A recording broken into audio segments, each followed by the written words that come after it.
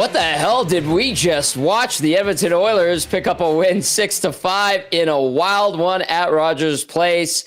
Hi, everybody. Welcome to the GCL Diesel Oil Stream post-game show right here on Edmonton Sports Talk. Tom Gazzola, Ben Thomson with you. Matt Kassian, our game analyst, will be stopping by shortly, coming at you from the GCL Diesel Oil Stream post-game show satellite studios. Of course, GCL Diesel, providers of the best diesel engine components around, turbochargers to injectors, fuel pumps to sensors. They are the critical engine component experts, proud to serve Edmonton and Northern Alberta for over 50 years. Lots to say about this one. Join the conversation. Hit us up on the text line 780-218-9999 or get into the nasty chat. I see a lot of you have already. Walking Gauge is here at the satellite studios, and Penner's Pancakes and those giving him praise for his work on the broadcast tonight. Thank you on behalf of Walking Gauge as he takes care of some chicken wings after a hard night's work. All right. Ben, wow, buddy. They go down 3-1, and you're watching Bouchard and Nurse put on a display of futility. Oh my. And then all of a sudden the power play sparks them, and a 5-3 deficit becomes a 6-5 victory, and we finally see some of that Oilers firepower ignite. Yeah, I was getting so ready to come on here and just rip this team. Just rip them to shreds. It was embarrassing. The first, 50 minutes of the hockey game, god awful. But then you totally redeemed yourself. No, I'm just kidding. They were still bad. They were still brutal. But in the final 10 minutes, they woke up. The momentum started to change. They got their looks. Obviously, the power play woke up and got them back in that game. The second penalty was refs starting to ref a little bit, but I'm still blown away at what I just witnessed. That was just such a weird. The Oilers did not deserve to win tonight. No, absolutely. The Habs were the better team. The Habs were the much better team. They dominated play, carried that first line. Montreal has Caulfield, Suzuki, Slavkovsky. Yep. Just anytime they were on the ice, it was in the Oilers zone the entire time. I would love to look at their metrics tonight to see how much time they had in the Oilers zone tonight. It's a lot. It's got to be ridiculous. And a lot of high danger chances too. Yes. And no matter how the game was going, even when the Oilers had the momentum near the end of the game, anytime that line got out there, it was hemmed in the Oilers zone the entire time. That line really impressed me tonight. But I don't know, gutsy win, I guess. You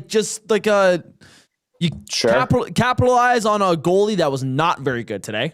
And our out of town guest came in before the show and mentioned Mitchie Gallo. He's texting me right now. Yeah, I'm about to say he mentioned Montembeault has not been very good so far, and he showed that again tonight. Not very good. No. Yeah, I don't know. This is just such a weird game to comment on. It's just they won, but they did not deserve to win, but they had some good moments. Yeah, I don't know. Just such a weird night. Hey, you take the 2 points. Highly entertaining, high event night at Rogers Place. The crowd got its money's worth for sure. Maybe a couple of heart attacks in there on both sides, but a lot of entertaining hockey at both ends of the rink.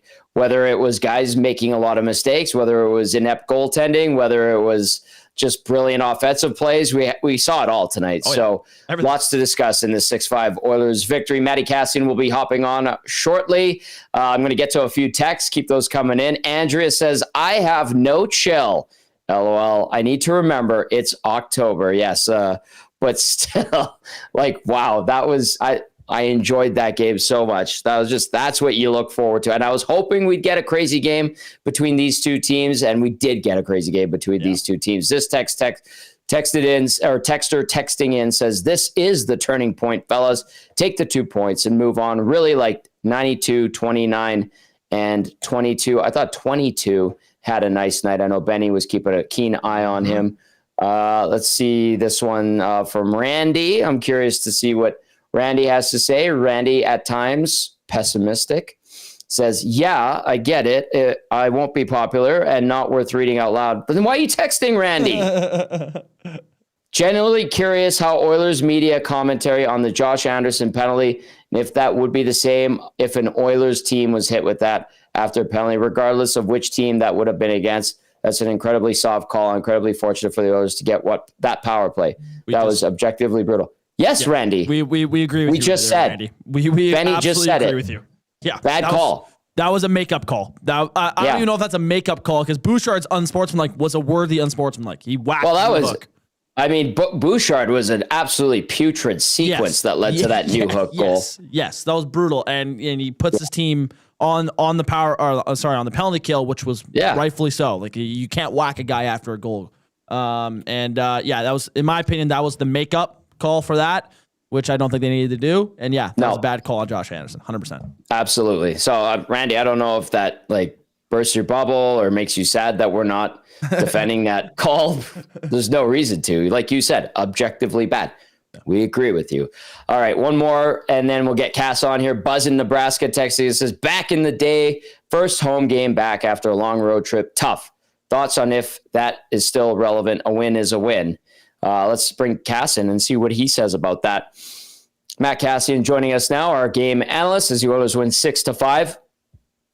Cass, I know you were listening. Buzz in Nebraska saying, back in the day, first game back at home after a long trip is tough. Thoughts on if that is still relevant? And then Buzz added, a win is a win. What would you say, Cass? Yeah, I mean, kind of still relevant in that you're only home for a couple days. It's easy to take your foot off the gas, as it were. Like it did sink into your couch and into your bed and just be a little comfortable, but then be uncomfortable because you're leaving right away. So there is, sure, there's some toughness to it. You've been on the road for a little bit. All right, fine, great.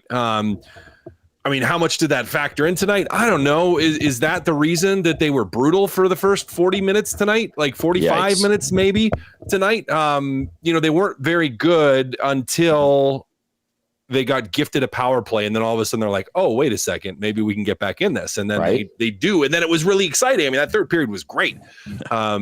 Super, super fun. They weren't very good leading up to that. Like realistically, Montreal should have been ahead by well more than they were. Yeah.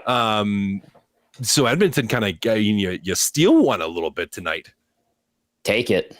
Oh yeah, absolutely. Take it. Take it. That 2-goal lead the Oilers had, the first one, I guess the only one, when they're up 3-1, that was the fakest 2-goal lead I've ever seen a team have. It was all Habs, and the Oilers were I can't say the word. Opportunistic, Ben. We've got you. Thank you. Spit it out. You got it. That's what they were. They scored on pretty much the only chances they had, and they capitalized on Montembeault not playing great. But yeah, it was all Habs, and it quickly turned into the Habs taking the lead, which was probably the right thing. Okay, I think a lot of people, and I will read more texts as we move through this show, but I think a lot of people want to hear what we think of what we saw from a couple of guys on the Oilers back end. Bouchard, I said he had that putrid sequence. I had a different term that I shared in our group chat in regard to his play. I will not share it on the air. It's not fit for the air. No. And then Darnell Nurse. I know Nurse had a great feed on the Mangiapane goal, but there was some really rough patches from those two, and Nurse has continued to have a tough season. No denying that. You could throw any equation you want at it, but we're all going to come to the same conclusion. No bueno. Yeah, well, Nurse had a nice play on the game-winning goal too. A nice little touch pass to Colson in front. So two great plays from Nurse that do factor into you winning the hockey game, which were good offensive plays. Great. Defensively, I mean, the one goal against, it was like 2 turnovers, pocket picked, soft little play, and it was a bad sequence for him and Bouchard as well. This was another, Bouchard struggled today, and I think you could see the frustration again in his play, and that's where he took that penalty, because he knew. Yep. He was like, nope, that was really, really bad, and he just acted out of frustration. So he's been struggling right now at the start of the season, and you need both of those guys going better. Now the offensive production today from Nurse was great. Again, a couple good plays. It helps you in a hockey game. Hopefully that just kind of boosts him into a place mentally, and even for the team as a whole, I'm hoping that boost them mentally, that you got the win and come back in that fashion, and the building was noisy and loud, and it hopefully was really emotional, and hopefully it just kind of sucks everybody back into that, this is fun to win and it's fun to play well. mode. But those two guys in particular, they've just kind of continued to struggle for most of the games, or most of the game. I thought Wallman was pretty good tonight. Yep. But he played fairly well. Yep. He was solid.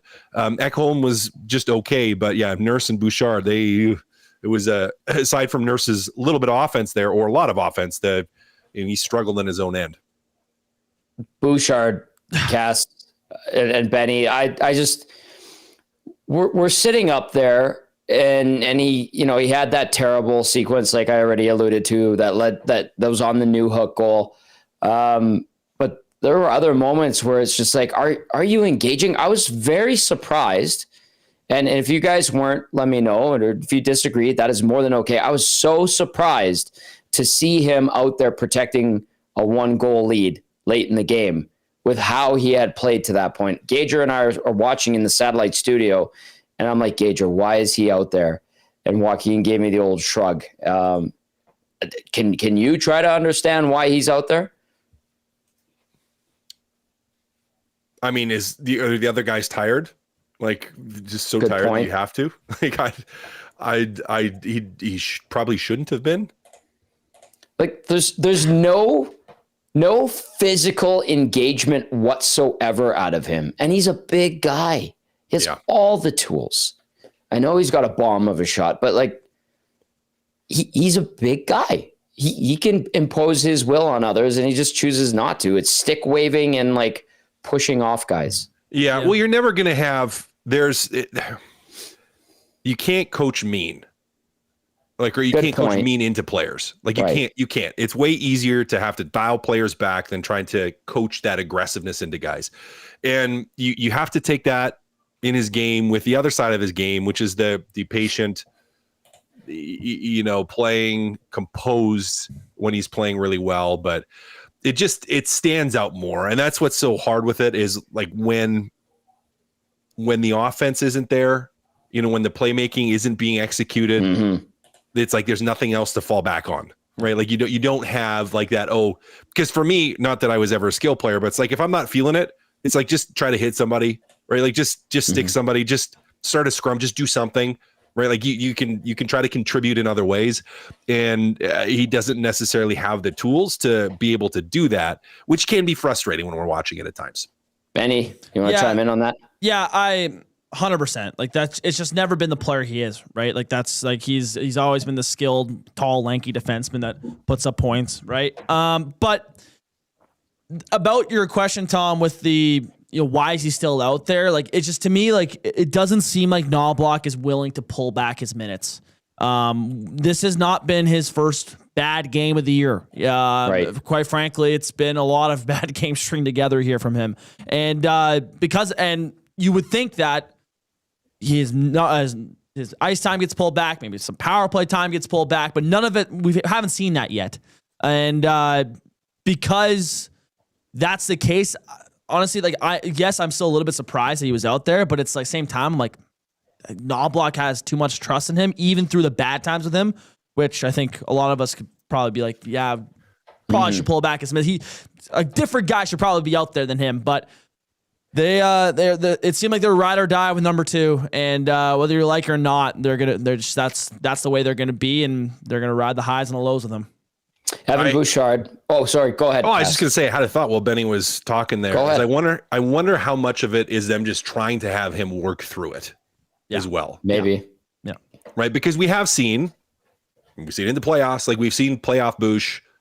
Yes. Excellent. Yes. Right. Very, very good. Good defensively. Good all over the ice. Like, and so I wonder if part of that is just trying to build him up, give him the cookies and fake it till you make it type of mentality. So I wonder if there's a little bit of that to it too. Buddy, he's getting the chocolate chunk. He's getting the white chocolate macadamia. He's getting oatmeal raisin, whether he likes it or not. And he's getting chocolate fudge all at the same time, cookie wise, man. And, He picks up an assist tonight. Bouchard's stat line tonight, -2 with that assist. 2 penalty minutes, bad penalty after the goal against. 21:47 time on ice. 2 shots, 3 blocks, 1 hit, 3 giveaways, 1 takeaway. And maybe he is trying to work through it. All right, let's get to a few texts here. 780-218-9999. One says your salary dictates your minutes. Oh. Jill says, how are we talking about Bouch again when Nurse was ticking time bomb on the ice again? Yes, Jill, we've definitely noted Nurse. Yeah. Speaking of Darnell, Cass was talking about him making a good couple of offensive plays, 2 assists, 1936, 1 shot, 2 block shots, 1 hit, 1 giveaway on the night for Darnell Nurse. We acknowledged it off the top of the show. His first 8 games this year haven't been particularly great, and I'm being nice right now. I'm being very nice. So he definitely does need to be better. Here's one that's interesting. Sean Z says, can we be done with Bouchard on the power play, please? I want to see Wallman for a few games. We're harping on the negatives. Yeah. I understand that they won tonight, and it was an exciting win and a good comeback and gutsy effort. We're going to hear that probably from the players in the room in a little bit. But for good chunks of this game, you're just like, wow, Montreal's so much better than them right now. And part of that is the power play until late didn't really wake up. That power play won. It just looked listless, Cass. Yeah, well, the whole team looked listless up until that end. It just that disconnection kind of continues. Like it's just not threatening, not crisp. Like the puck hasn't moved or wasn't. Now it did later, like the last couple power plays and you score, it all of a sudden started to click a little bit. And that's what this team can do. They can pick it up and pull it out. And all of a sudden, boom, they're fully engaged and executing and dangerous. But prior to that, it was sloppy again. Just a lot of mistakes, a lot of moving the puck, stick handling it 2 or 3, 4 times, just kind of sitting there waiting, like not just move, attack. It was just always allowed the Montreal penalty killers to adjust and to get into the lanes, which then takes away your plays. So it was pretty passive again tonight up until the third period when the emotion ramped up, when they got the opportunities, and then all of a sudden it looked really good again, which hopefully again, this is something that pops them out of that slump, because when it looked dangerous again tonight and when they scored, it's like all of a sudden you're like, oh yeah, that's what it looks like. And they can do this. And when they do, they're really good. Maybe they just needed that reminder. Maybe like the text earlier said, this is what they needed, turning point of the season. Not that it's been particularly bad. The team is 4-3-1. It just, we expect, I think, fans, media in general, and I'm sure the team itself expects a certain level of play, and it's kind of been a little bit below average, and it's shown in the results. But yes, they get the win tonight. How they got there, interesting. Yeah. And it had some warts along the way for sure. Okay, I'm going to get to a few more texts. Keep them coming in, 780-218-9999. Get to the Nasty Chat. Nasty Chat's going off. Dusty in there saying, great chat tonight over on YouTube. Hit that thumbs up. Please, thanking you. If you haven't already subscribed, please do. We appreciate that. Tell your friends. We like to say. Duffman texting in says, happy that the Oilers won. That game was drunk. I thought the whistle went the Oilers' way tonight. Still not impressed with Bouchard on the top power play unit right now. The puck is on his stick too long. Shooting lanes are closing while he holds on to it. Last 2 power plays finally moved the puck in a way that left seams in the PK. Need that type of desperation before their backs are against the wall. What are you giggling at there, Benny? I'm pretty sure my grandma typed in the Nasty Chat 6'7". No. I'm pretty sure. Somebody please ban her. It seems like she figured out YouTube and found a way here. That's what I was laughing. And I also laughed at the drunk comment. This game was drunk. I very much agree. Was drunk. That was, yeah. Welcome to Ben's grandma. Please don't ever drop a 6'7" in there again. I'm kidding. We like anybody's comments as long as they're above board. One more text here. This one says, had a crazy long stint in the office today so I could take tomorrow off, enjoy what is very likely last good weather day of the year. So I didn't get to catch the game. Recorded it though. Can't wait to watch it in a bit. 6-5 score had to have been sloppy and exciting. Let's look at some good stuff. It was sloppy and exciting. Cass, tell me some of the good from the Oilers tonight. You won. Yep. You found a way to win. Your power play didn't deserve the opportunities at the end of the game, but it got the opportunities at the end of the game and end up winning you a game you shouldn't have won.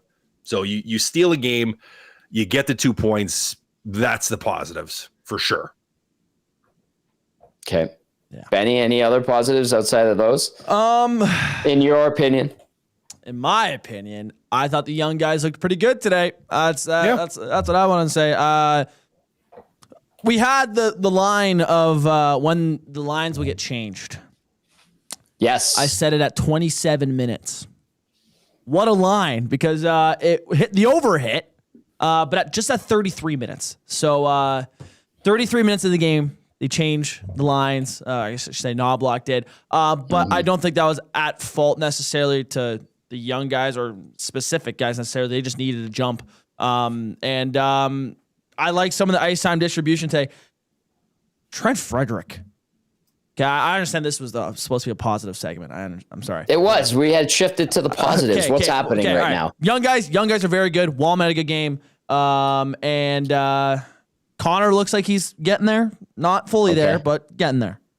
Okay, let me just add this, and then we'll go to Trent Frederick. Yeah. Jake Wallman did have a good game. Lots of love for him in the chat. Lots of love for him in the inbox. +2, 2 assists, 1951 time on ice, 1 shot, 3 block shots, 1 giveaway. One of those block shots looks like it was a stinger. It was a Cole Caulfield shot. He kind of sat there on the ice for like an extended period of time, about 10 seconds or so, went to the bench, chatted with TD Force. He was right back out there for the next shift. So we do need to give Wallman his flowers for the game he had tonight. He's been pretty good, guys, in these first 2.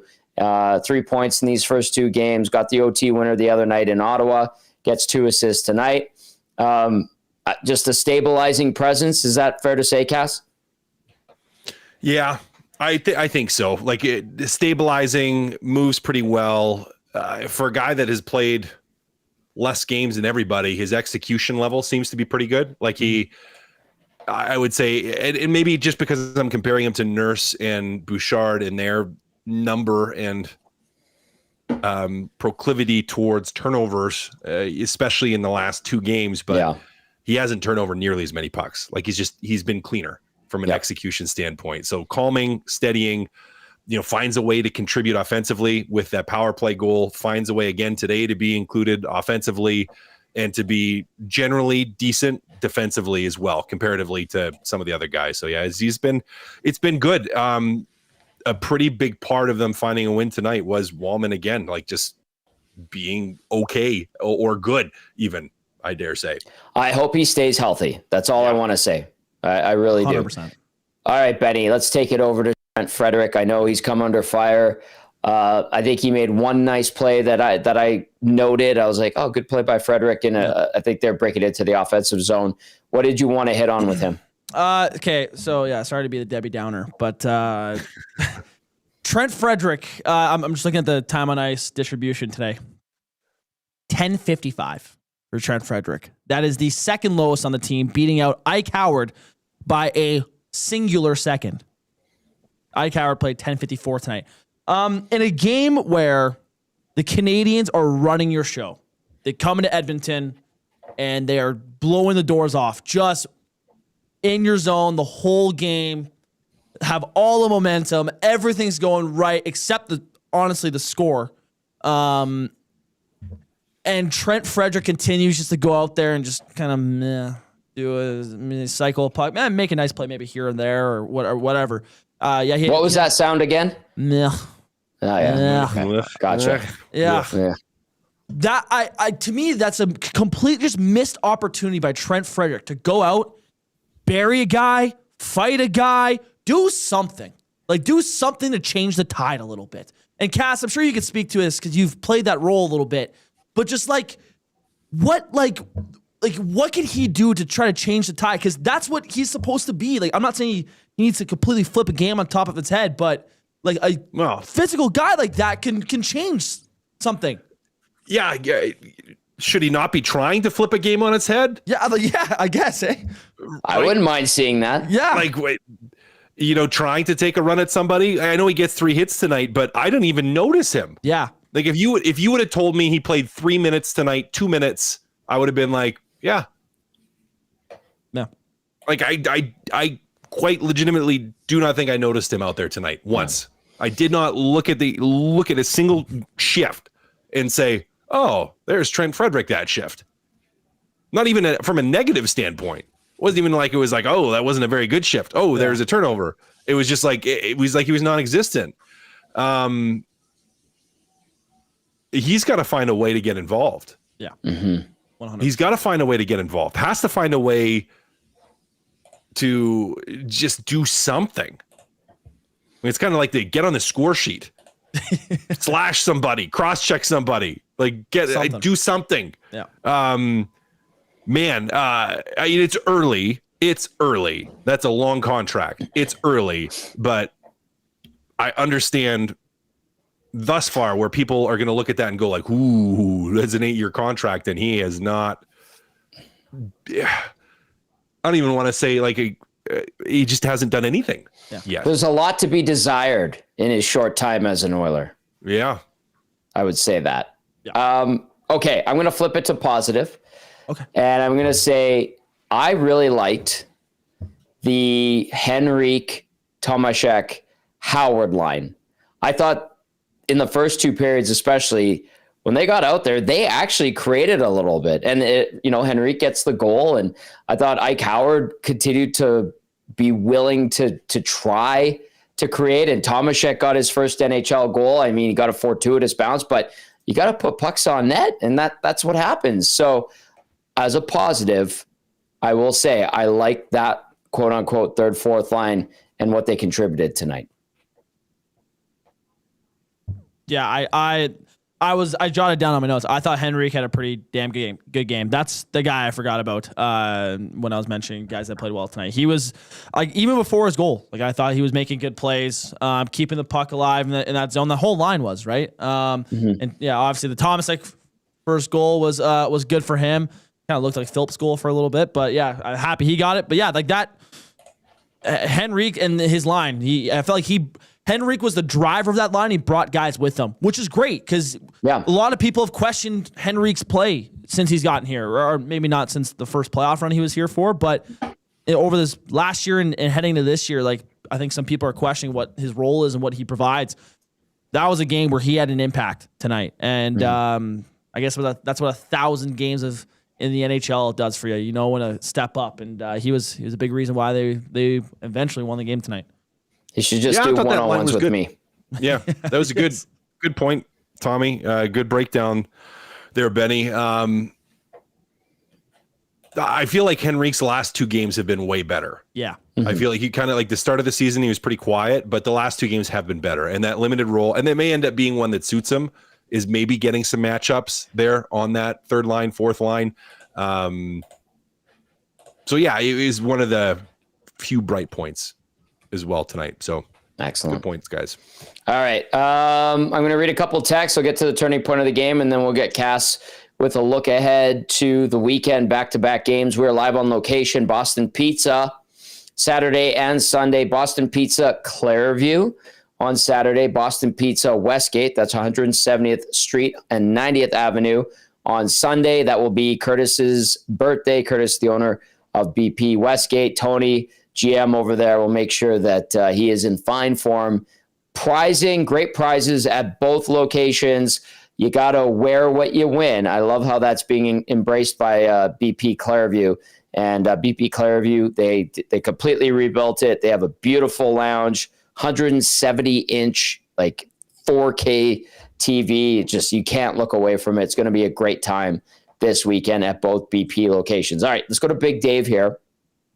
Big Dave hit us with some bullet points. 1, Oilers got an assist from the officials to get this one. No one's denying that.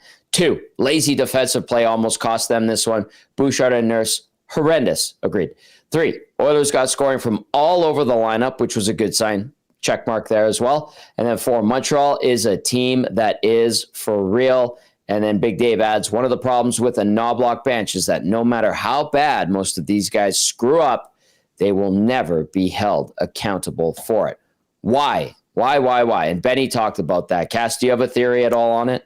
Modern coaching theory. I don't even know if I'd call it modern coaching theory. One what are these millennials, Gen Zers, Gen Yers? Are we in Gen Z now? Is whatever it is. Yeah. The age of the guys in the NHL. Wait, let me do the haircut thing. Yeah, whatever. No, it's new school coaching. Is I believe Luke Gazdic was one of the first ones I heard say that. Is like new school coaching, right? Just the always affirmation, right? Everything's always positive. Not that I'm saying it actually is, but that's how some coaches coach. So it's just a little example. More this is totally hypothetical. I'm Chris Doblock. Evan Bouchard just had a horrendous shift. Gets scored on, pushed off the puck after a giveaway, takes a stupid penalty after. Evan, I know you're upset, and I know that was a difficult shift for you, but I believe in you, and I really want you to learn from your mistakes and be better in the next 20 minutes I put you out there for. Yep. Thank you. Please don't get upset with me. Thank you. You are the nicest, most handsomest boy I've ever met. Have a Werther's. Yeah. Like, I know I'm being like hyperbolic, but come on, man. Like, be a little facetious with it. But there is, just in general, more gentle of a style. But there's always a fine line as well. You do walk, and even old school coaches, there's a fine line you walk with your high skill players, right? Like you have to find that tightrope of giving them the leash, but letting them have their cookies too, right? As we talked about, like you have to walk that balance with the guys, because you do have to keep them happy to a certain extent, but you also need to challenge them at times, depending on the personality and the individual character and characteristics of the player and how he responds to things. So there is more to it than that. I mean, I flavor more towards positive accountability, which is like, you can still be mostly positive and not just shred guys, like a Tortorella style shred. But you can ask a lot from your players and still keep people accountable while still remaining positive, in my opinion. And I'm a fan of coaches that find a way to do that and do that well. Not that every coach, they're all going to have strong suits and things they're not as strong at. Evan Bouchard, for all the people that you don't want to hear it, he's going to have to like kill Knobloch's dog or something to get benched. That's the reality of it. High risk, high reward player. You have to understand his game. I know some people really hate that. They hate how he looks non-engaged and nonchalant. Again, it's at times what makes him very, very good.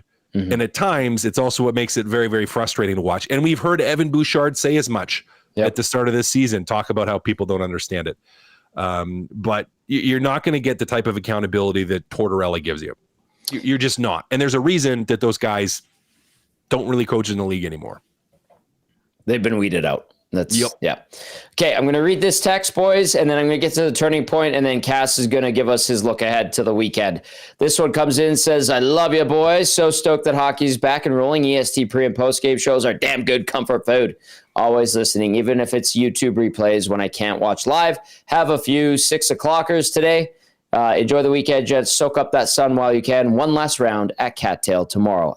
Nice. Get out there. Say hi to Gordon, Mark over at Cattail. Enjoy the nice weather and appreciate the kind words. Let's do the turning point of the game presented by Advantage Sport Medicine and Physiotherapy. Connor McDavid's got a team of specialists. You've got a bag of frozen peas. Get the same locker room approach trusted by the best in the game at Advantage Sport Med.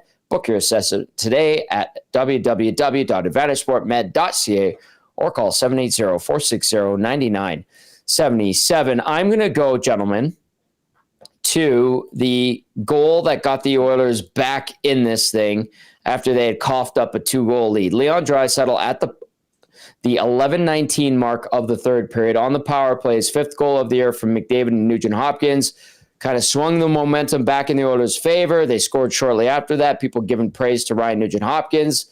Yes, we could critique the calls. Absolutely. And then Podkolzin gets the go-ahead goal. Great for him. I know he's gone through some tough stuff with his father passing away suddenly. He scores a nice goal on the doorstep in front of Montembeau, his first of the year. The old backhand upstairs. You'll love to see it. So I'll say Draisaitl getting things going offensively. And helping cue the comeback for the Oil is the Advantage Sport Medicine and Physiotherapy turning point of the game. Guys, anything you want to add to that before we get Cass's thoughts? Yeah, I would sort of also say this sort of turning point is just a horrible call that good point. That helps. Yes. I mean, that try to be positive here, Cass. Thank you very much. Oh, right. A great call that benefited you. No, you don't have to say great call. Just forget about it. Yeah, it's just the best call. Yeah.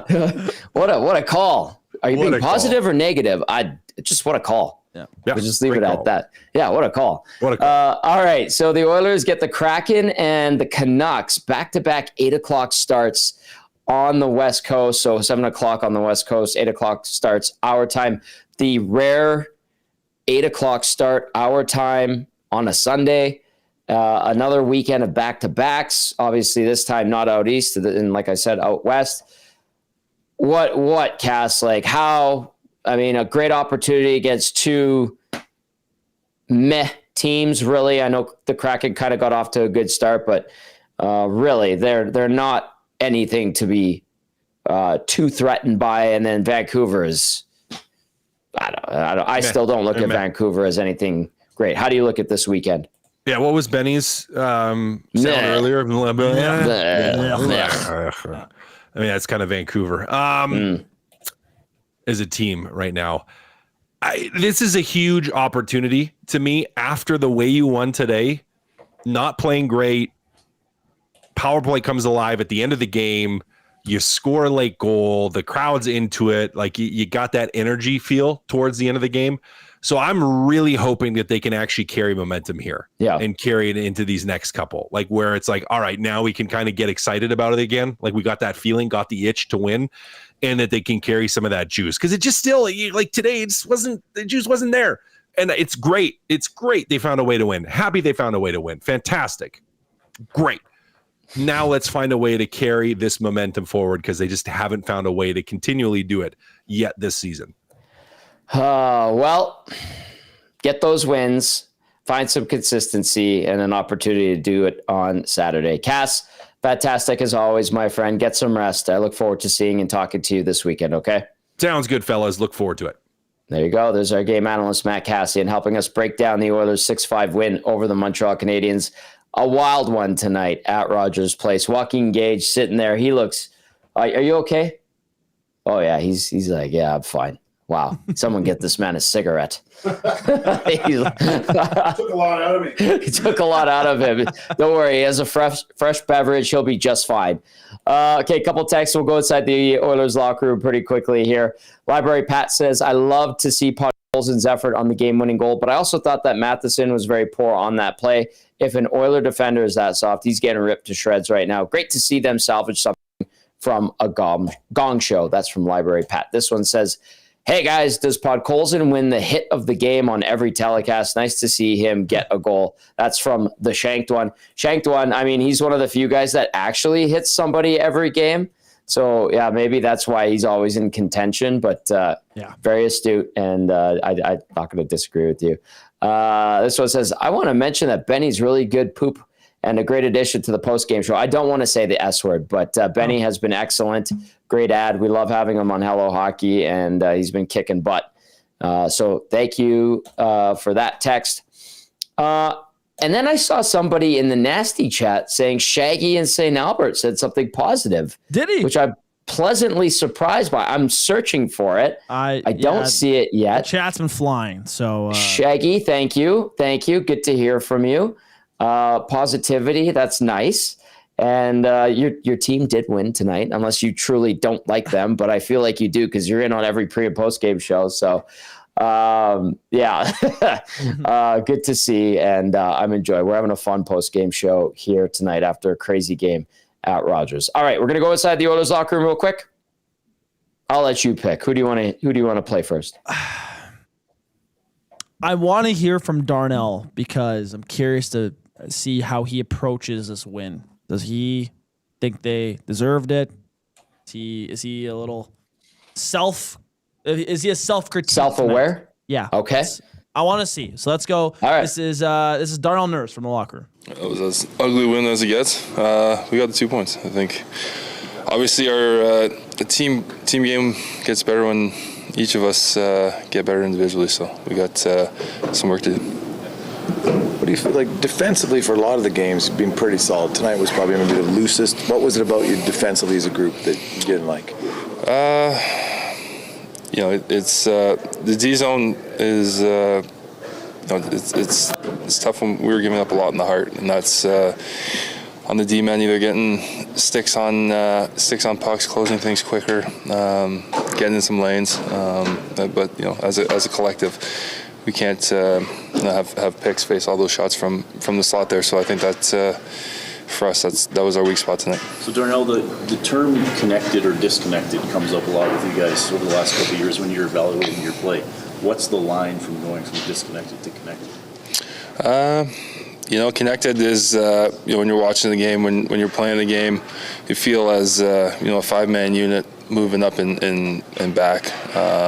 Everywhere on the ice, you feel like you have options, and for us, we haven't been connected enough, and like I said, that's not on X's and O's or anything. That's just the individual play. We can all be better, and yeah.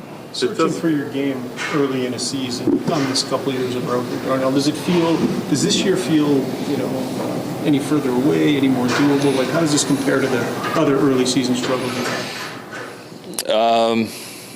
Yeah, I mean, we're sitting here about 4-3-1, so there's been some seasons with a lot tougher trekking going from game 8. But with that said, I think our group knows we just have a lot better. We came with an emphasis in camp and starting the year that we wanted to have a good start. Fortunately, we're in a position here where we do have a winning record, and we can build on it. But it's grabbing it now as a group. It doesn't sound like anyone here. Okay, so there's Darnell Nurse, a couple assists for him, but he did acknowledge sticks on pucks, closing gaps, taking away lanes. Benny, you were curious if he would say anything about that. He did. Yeah. Was his answer satisfactory for you? I'll take it. Okay. It was yeah. He was not very happy with the win, which I don't think they should be. But it is a win, and he outlined that they're over 500. Yeah, and that's all fine and dandy. But we know damn well that this team has many gears above them that they can hit. They have not hit that. I mean, maybe the one game against Vancouver they did, but yeah. So I was happy with his tone and how he answered the questions in the blip that we saw there. Good. So yeah, I'm happy with that. It is notable, and I'm glad you brought that up. It reminded me this is the highest offensive output from the Oilers this season with the 6 goals. Prior to that, what did they have at most? 3? 3, yeah. 3 in the loss to Calgary, 3 in the win over Vancouver, 3 in the loss to Jersey, 3 in the win over Ottawa, and then tonight they get 6. So they finally get the offense going now. Defensively, they needed Calvin Pickard to make a bunch of great saves.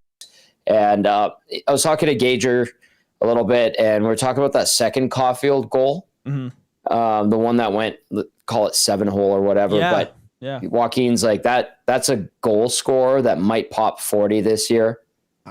And he had time, and he walked in, and guys like that can shoot for the 7-hole and beat a Calvin Pickard. So you don't love it, but no, I don't. I didn't love that goal either. In terms of just.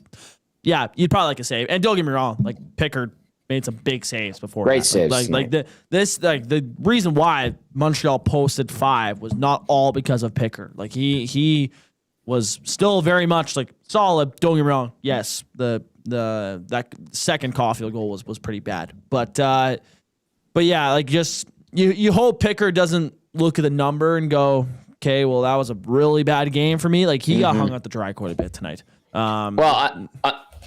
Benny, I'm looking at my notes from the rink tonight, and like the first one is Pickard with great save on Suzuki one-timer. Yep. That was like right at the start of the game. Yep, I had that. Look at the second period. Pickard, great save on Suzuki wraparound. Yep. And then I look at the third period. Pickard with nice stop on Suzuki rebound. Like, no way.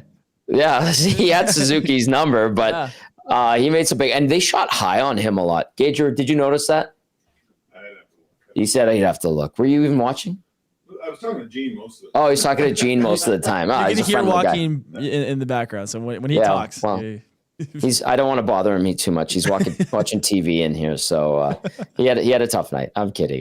Taco texting in says the Henrique line looked good tonight. Yeah. It's not the first time that they've looked pretty good. Yep, noted them, Taco. I'm 100% on board with you.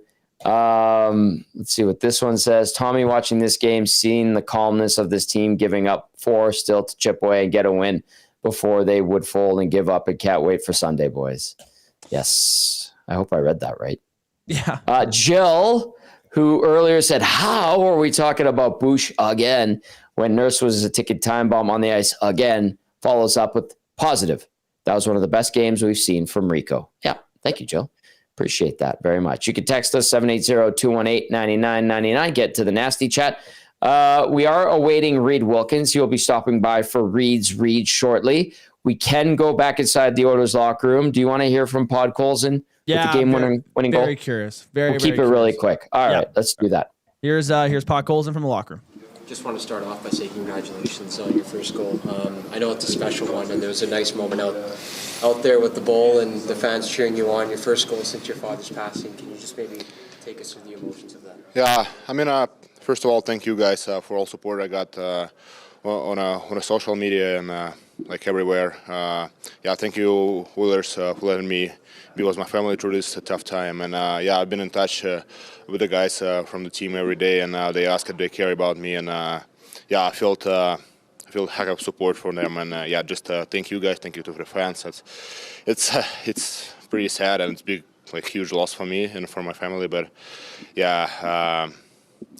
right now, just playing is a good memory of him, and just make him proud every day. And he always wanted to win a cup, and unfortunately he'll not see it, but he'll see it another side.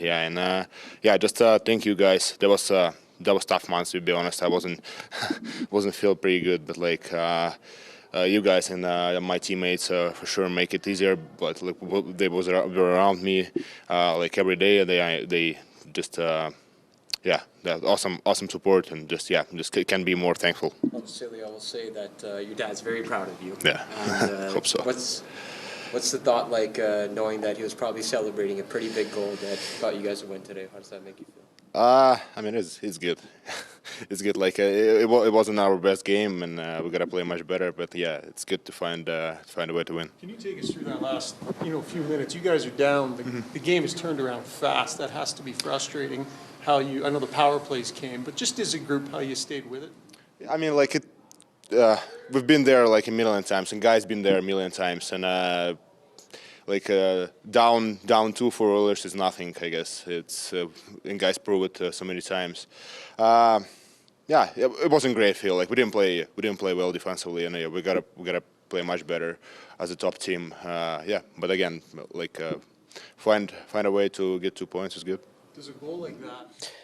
All right, there's Vasily Podkolzin. I mean, obviously heavy hearts, losing his dad suddenly during training camp. He gets the game-winning goal tonight, and giving love to the Oil Country faithful, and nice to see him get on the board. So a nice moment there, and good to hear from him.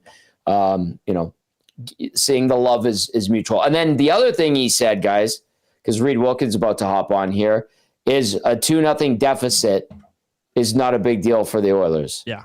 So we saw that tonight. That's good to see. You don't want to see them get into that situation in the first place, but they did against a team from Montreal that was buzzing. They overcame it in a very dramatic fashion, and we're talking about an Oilers regulation victory. Back-to-back wins for the Oil, 4-3-1 on the season. As we welcome in Reid and Reid Wilkins for Reid's Read. Reid's Read brought to you by eWell, your power play specialist. eWell has the gear you need for your next electrical project with 3 Edmonton area locations, and you can order online anytime at ewell.ca. eWell, your Edmonton-based partner in power and source for all things electrical. It was electrical inside this beautiful downtown arena that we have here in Edmonton. Reid Wilkins, what do you want to hit on first? The floor is yours, my good friend. Well, first of all, nice to see both of you. Oh, hello again. Well, it was a highly entertaining game, first of all. I mean, on the one hand, I'll say that's why we watch sports, for unpredictable momentum swings. Who knows what's going to happen next? From a standpoint of being an Oilers observer, which I assume most of our audience is as well, borderline terrible game. You went there. This continues to be, even though they got 6 goals, this continues to be a team that does not look like they know what each other are doing on the attack. Are we dumping it in? Are we cycling? Are we passing? Are we grinding in the corner? Are we going to shoot? Are we going to pass more? Well, usually they pass more. So it wasn't great on the attack. I mean, they did find a way to get 6, and they did find a way to get a couple of goals without Leon O'Connor on the ice, which was good. Defensively, they've had some bad games this season. This one was probably the worst. What did Pickard allow? 5 goals on 27 shots? Yes. I might have picked him as a star. I would have. Seriously. Yeah. I've said he was great tonight. I probably would have gone Caulfield, Pickard, and then Podkolzin just because he got the game winner. Mm-hmm. And the feel-good story with, I'm glad you played his interview. He was emotional and really was thanking the Oilers fans for, he obviously saw a lot of support on social media and things like that. So, you had your goaltender allow 5 goals on 27 shots, and he could have been a star of the game. Like, Pickard was just under fire. The Canadiens are probably kicking themselves. They had 3 or 4 shots from the slot that they missed the net on.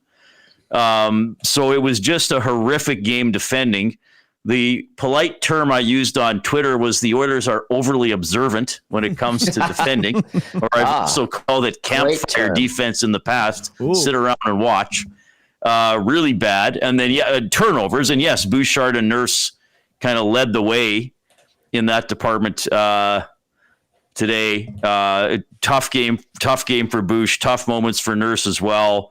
And even other guys. Like, I think Wallman has played well the 2 games he's been back, but even a couple of chances he's like letting guys go behind him and get like just not looking around, not aware of where other players are, not back checking. I know it's backtracking now. I still call it back checking because I'm old. Like, skating back. Oh, there's 2 Canadians going past me to the net. Perhaps I should accompany them and try to thwart their opportunity to score. So just really, really, really poor defensively, hanging the goalie out to dry again.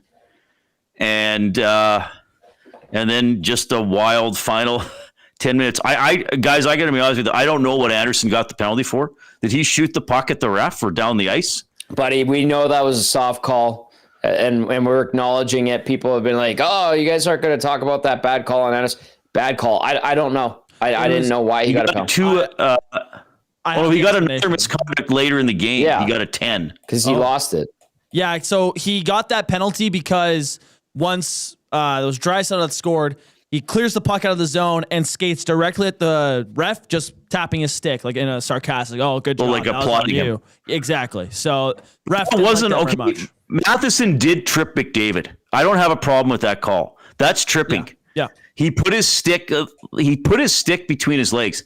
That should be tripping. I'm trying to remember all the penalties now.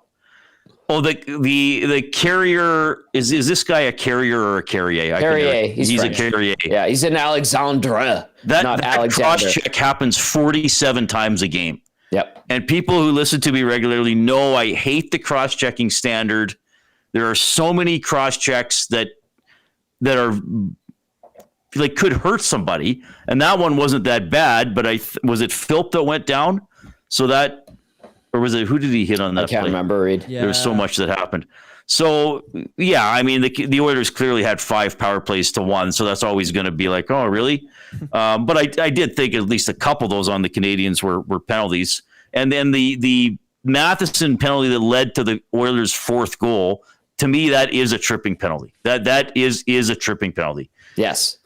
Should have Anderson got unsportsmanlike? I'll have to go back and watch it again. I didn't see a replay. Usually there's a certain amount of lipping off that referees accept. Well, I mean, who knows? There could be a pre-existing conflict between Anderson and whoever called it. Did you guys see the ump footage of when the one which Mariner was it that struck out looking? Not at the end of the game, earlier in the game. Yeah, you showed it to me. And Lord Farquaad, dude. Yeah. Is that his name? The guy with the hair. You're not supposed to argue balls and strikes, but he turned around and said, and he goes, "That's a blanking." That's a blanking ball. You called it a ball earlier in the game. Yeah. And the ump just says, "No, I didn't. It was different." And they walk away. So, I mean, you can't argue balls and strikes, but it was quick. There's leeway. If he would have lingered. So, anyway, the reffing was, I don't know. But there was a power play discrepancy. There probably should have been. I don't know if it should have been as much as it was. But the power play figured it out. Yep. And a wild win. I would like to say, well, this is the kind of win you're going to build momentum off it. Here comes the Oilers train. I can't say that because they were so bad. They were so bad for most of the game. The line combinations are all over the map. Yep. I know some people are unhappy about that. Like I saw Hernan showed me a tweet. Somebody says like somebody in the media is going to call out Knobloch. Okay, but this is what all the time. But here's the thing, Tom. There's also a point where this is his personality as a coach. Yes. So if you're an Oilers fan, I'm not telling you not to hate it, but I am telling you this coach isn't going to change. This is how Knobloch believes you should coach. Fair point. He believes you keep throwing the pass at the wall until it sticks. And then you leave it there until it drips down the wall, and then you throw more. No. You get that delicious sauce in the pan. You get it off the wall. You put it there. The heat will just cook off whatever bacteria got off the cupboard. True. The Italiano in there, Tommy. But here's my big picture comment for this. I think there are some players that can play better and likely will play better. Just as with the Canadiens, who I think have a pretty well-composed team, they've probably been a little over their heads for the first 8 or 9 games. Yes. There's probably going to be a little bit of balance. My concern is that I'm seeing some players on the Oilers who I'm not sure that they can play better, or some elements to their overall game that I'm not sure can improve. Okay, we know Nurse can play better. We know Bouchard can play better. As much as those two players get picked on, they have played better in their careers. Yes. They have played better in big moments. Clearly, Leon and Connor, even though they still got points, they don't seem to be quite at their level. They can get there.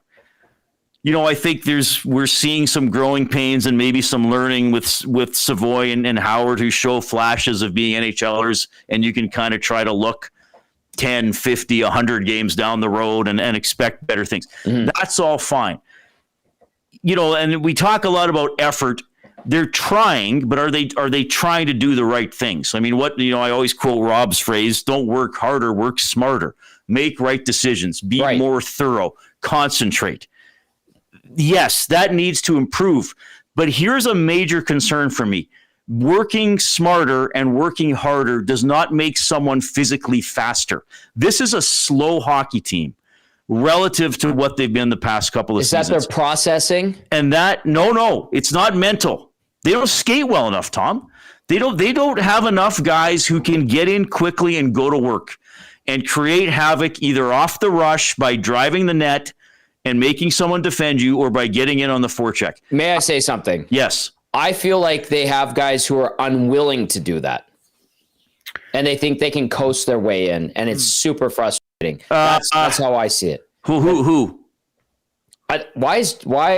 Who on that team can't skate fast? Like outside of Adam Henrique, who used to be fast, but he's 36 years old now. Like I feel like they're more reactive rather than proactive.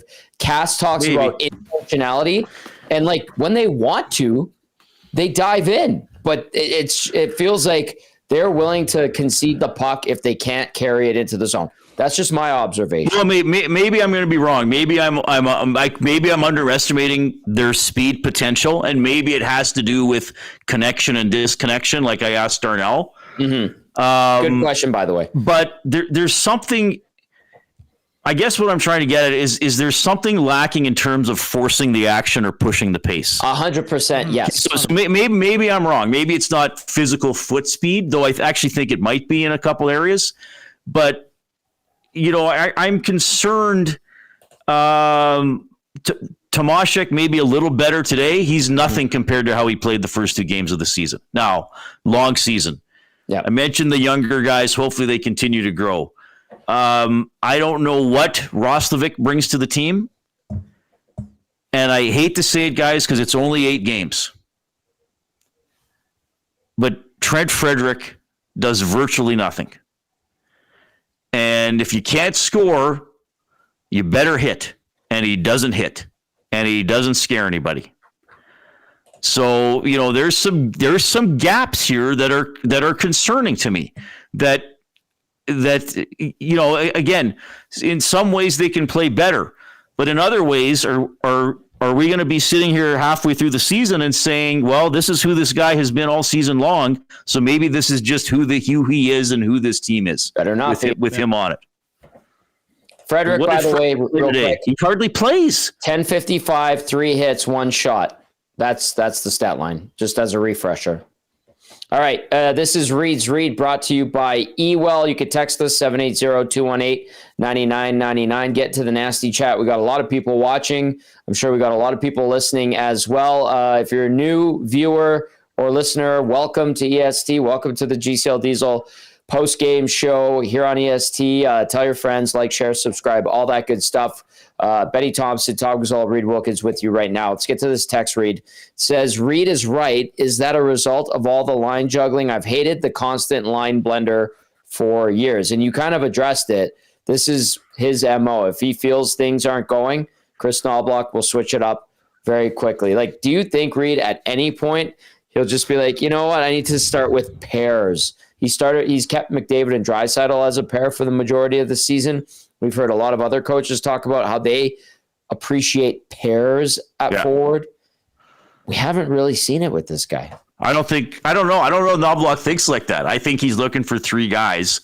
Yeah. He just doesn't wait to pull the trigger. I mean, all coaches change lines. I mean, sometimes with McClellan, it'd be like, well, the start of the third period, I'll mix something up, right. Going back to him. I don't know if Tippett juggled them around. I think I remember Tippett being criticized for not doing it often enough. He would get annoyed, but it took he got pushed to the limit, it seemed like, before, if I'm remembering correctly. He would get pushed to the limit, and then he'd switch it up. And he'd go back to McDavid, Draisaitl all the time. I think he would outright just bench guys. Knoblauch will cut guys back, but he won't leave them out. Yeah. Remember that quadruple overtime game against the Jets? He was just using 12 players by the end of the game. Yeah. Slater Cuckoo and Ethan Bear didn't even see the last 2 periods. That's the one Nurse played 60 minutes. Yeah. I don't know, guys. It's interesting. And I do think Knoblauch is a good coach. And I do respect that, he seems to try to really plug himself into how a player is feeling and who's confident and who's going and who's creating stuff. But for my point of view, sometimes I'd be like, well, can you leave them together for a period? Yeah. If you're only down a goal, maybe give them a chance to figure something out. By the same token, there have been a lot of nights this season, even, the Oilers are above 500, as you guys pointed out when I was driving back, but there have been a lot of the games this season where I was like, well, who would be the top line? Who would be your 3 best forwards? Right. Let's face it. Phil, if you really want to be like that, he should be elevated. He should be. He's been more consistent and steady than some of the other guys. Right. So I don't know. It's fascinating talking about this team because they've had mediocre or poor starts to the last 3 seasons, and they've kind of done it in different ways each of the 3 years. But I think I gotta say this. So we're 10% through the season. The Oilers have not had a game in which the goaltending has been below average. Fair. Yep. I think in all 8 games, at worst, maybe they've had a couple average performances or where, well, the goalie didn't save it for you, but he didn't lose it. And then I would say Skinner in New York was excellent. I'd say Skinner in Ottawa was borderline excellent. And I would still say Pickard tonight was borderline excellent. He made some big saves. I would imagine, like, I know people pick away at stuff. I mean, okay, I think that one Caulfield's shot went under his arm. But you also have to remember it's currently the best goal scorer in the league shooting that. Like, they are going to find a way to get pucks in. So that's maybe how this is turned on their head, turned on its head. We thought goaltending could be an issue, and both guys have been, like I said, I'd give them easily passing grades. Yeah, so far this season. Yes. All right, you can text us 780-218-9999. I'm going to rattle off a couple of texts here. Get to the nasty chat. You guys have been awesome. I've seen a lot of good comments tonight. Coach Mike says, Reid's right. It's worse than not being on the same page. They look like they're reading different books. It's the Spider-Man pointing meme in their own zone. That's from Coach Mike. Thank you for the comic book reference. Great meme, by the way. I love when Tobey Maguire, Tom Holland, and Andrew Garfield actually did it going into Spider-Man No Way Home. That's pretty excellent stuff. That is primo for all the geeks in our hearts. This one says, extremely optimistic and biased homer observation, but Knobloch gives me Phil Jackson 1990s vibes. Extremely unorthodox and unusual, but objectively effective. I vaguely remember Phil Jackson and the Bulls and the magic that they had in that dynasty. I wasn't old enough to be able to decipher his game plan. I know the whole triangle thing was his thing. Reid, I mean, could you recall that connection to Phil Jackson? I don't know if I'd compare Knobloch to that, but yeah, Jackson had a triangle offense. I think it was an assistant, I want to say Rex Winter. Okay. That introduced that, but I think it was something that I think maybe Jordan and Pippen weren't fans of it, but he insisted they keep working on it. But Phil Jackson was also more known for the whole Zen thing too. Like, he would give players books to read. Like, he would be like, this book matches your personality. I want you to read it and talk to me about it. Interesting. And maybe Knobloch has a bit of that in him, that he's trying to see who has the mojo each night. That's it. I never thought of that. I guess, hey, if Knobloch can win 6 titles in an 8-year span, we'll take it. If a coach told me to read a book that he thought I would like or something, I'd probably look at it and be like, dude, I don't know how to read. Oh, wow. Tom, I'm kidding. Depends where you sit in the lineup, Tom. That's true. That depends on where I'm at. Yeah, exactly. That's a good point. Anyway, I just wanted to use that line. Reid, I'll ask you this because you work the room and the Hall of Fame room. Is there anything in the Knobloch presser worth listening to? Maybe the first couple, because I asked the first 2 questions. Okay, we can do that. I'll say this about Knobloch. He seemed a little more perturbed than usual. He should be. Like, he seemed like almost jumpy and agitated. Like, he was kind of a little more fidgety with his hands and stuff off the beginning. Yeah, I mean, I'd maybe roll the first 2 or 3 questions. Did you roll Nuge? Not yet. Nope. So I didn't ask Nuge a question. I stuck my mic in and I said, well, they say you're never supposed to critique victory. What'd he say? And then he just started talking. I kind of missed what he said. I think he kind of laughed and was just like, well, we can't tonight, or something like that. I got to go back and hear it because you know what it's like. I got in place and then someone kind of jostled me, but I think he understood where I was going with it. Well, I mean, you guys have a good rapport and he's a great individual, human and player. What do you think? Should we just play a couple from Knobloch or should we go to the Nugent Hopkins? I'll leave it up to you. Yeah, maybe do the first 2 or 3 questions on Knobloch. All right, let's do that. We'll keep it nice and short and sweet. Here is Chris Knobloch following the Oilers' 6-5 win in a wild one against the Habs. Definitely a sense from the guys we talked to in the room that victory's great, but perhaps there's a lot of things to work on. Do you share that view as the coach? Absolutely. I think maybe the last 10 minutes of the game, it looked like we were a team, played well, but the first 50, it was disorganized. It was lack of work. It didn't look very good, and we've got a lot of things to clean up. So, we're very happy with that we came out with the 2 points. power play came up huge, and now we can only get better right now. In your couple years here, I mean, you've shown that you'll make lineup changes, you'll make changes to lines from game to game, within the game. You've had to do a lot of that so far this season. Are you still searching for whatever it is you're searching for, I guess, with some of the alterations? Yeah, we're searching. The last 10 minutes of the game, it looked like we had found something. And now that might change next game, but, trying to reward the guys who were playing well. And, I thought Howard was one of those guys. The way he was skating, he's figuring things out really quickly here in the NHL, and very happy with his game where he's at right now. And we just needed to switch things up a little bit. And obviously, separating Leon and Connor just give us a little more balanced attack. Those two weren't really being as forceful as expected. So I liked how we finished, and we'll continue going that way. Chris, all right, there's Chris Knobloch. Yeah, he didn't look too happy. Like, he actually didn't look pleased at all, Reid.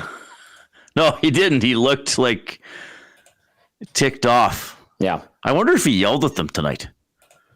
Like he looked almost like he looked almost like he'd had an emotional episode and was trying to hide it from the public.